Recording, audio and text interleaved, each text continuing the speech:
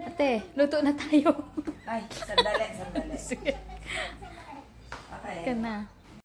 Naku mga ka-joyness, nanonood kasi ako, ay na, hindi ko na-post yung aking pinapanood. Nanonood kasi ako, pero ngayon magluluto tayo. Meron tayong calderetang pero with a twist na naman tayo mga ka-joyness kasi nalagay ko na to sa aking vlog. Pero ibang klase na naman itong gagawin nating caldereta. So, eto magsisimula ako sa paglagay ng butter. Pero maglalagay din tayo ng mantika. Kasi ang una natin gagawin, iprito muna natin yung ating patatas and carrots. So, ipiprito muna natin siya. Ika na dito. Yan. Prito muna natin hanggang sa ma-fried siya. Okay, ayan na. Fried na ang ating carrots and potatoes. Sisimulan na natin ang ating caldereta. Okay, maglagay ulit tayo ng butter. Parang ang kulang to. Mamaya ko ilalagay kapag mayroon na tayong beef. So, ilagay na natin ang ating bawang sibuyas. Okay. Then, sunod na natin ang ating bawang. Okay, antayin lang natin lumambot yan. Okay, now, lagay na natin ang ating baka. Ito ay binili ko sa Batangas. Fresh pa siya. Fresh pa yan. Ating baka.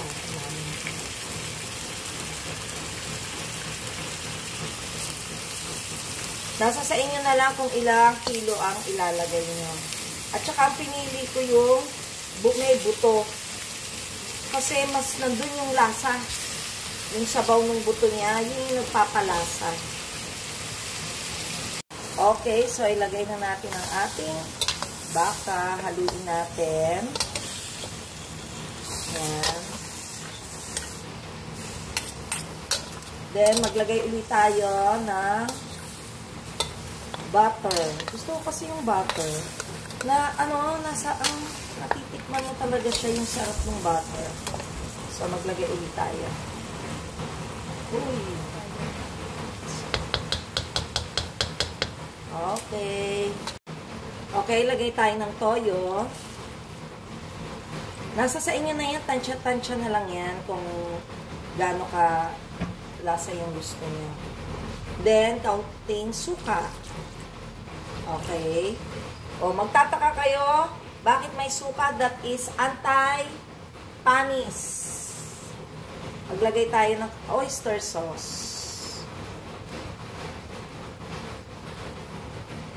Saidin na lang natin ito.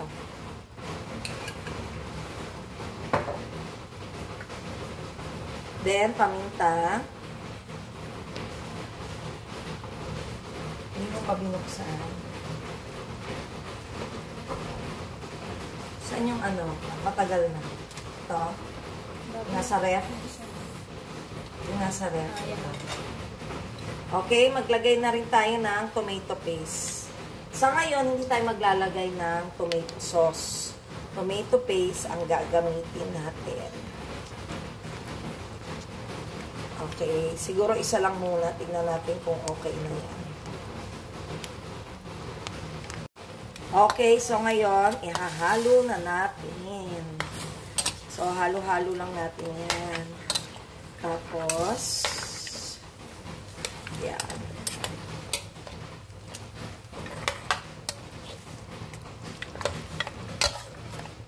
Okay, maglagay tayo ng asukal. Bakit may asukal? To balance lang. Para mabalance lang natin yung lasa. Okay. Then, lagay na natin yung isang liver spread. Isa lang muna. Mamaya, magdadagdag pa tayo. Gusto ko lang siyang masama habang sa pagpapalambot. Papalambutin natin to either 2 hours. No, 2 hours. Kaya yan sa 1 hour lang. Kasi ipapaano naman natin. Ha? Ayan, ipe-pressure cooker naman natin. So, ayan. Okay na to. Iaano na natin mamaya yung ating mga iba pang idadagdag na ingredients. Papalambutin muna natin to sa pressure cooker. Then, lagyan na natin ng water. Water. Okay. Dagdagan ko pa. Tapos, ipe-pressure cooker na natin pag wait tayo hanggang sa ma-check na natin kung malambot ang ating caldereta. Okay, lagay natin ang chorizo. Actually, dito naman na ang chorizo. Yan yung ating ang tawag mo? Lagi ko nalilimutan, maingay ang pressure cooker. Pati ang aso. Okay, lagay din ang ating bell pepper. Lutuin lang natin ng kaunting-kaunti. Okay, lagyan na natin ng another liver spread. Then, maglagay tayo ng laurel. Sabay na natin ang kaunting gata. Ayan. Okay, mix lang natin ulit. Okay, lagay na natin yung ating patatas and carrots.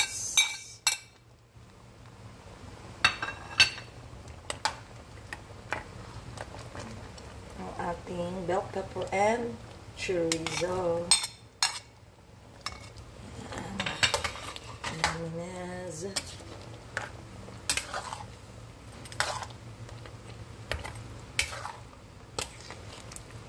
Then, kasi okay na yan naprito na natin yan Lagyan na natin ng cheese.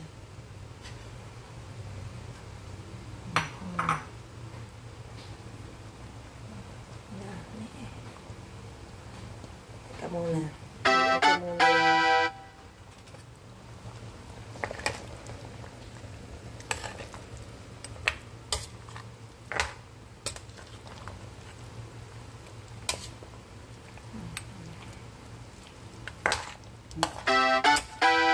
Diba? Message ng message. Okay. Ay. Ayan. Lagay na natin ang another cheese.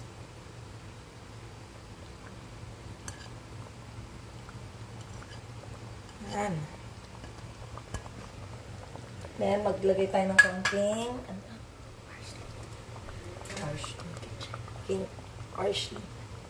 kinchay na kaunti lang. Okay. So, paano mga ka-join us? Let's eat. Ayan na ang ating caldereta. Nice. Naiyo mo ng kaunti. Ayan. Okay. Paano mga ka-join us? Let's eat our lunch. And always remember, happiness is joy. Bye-bye.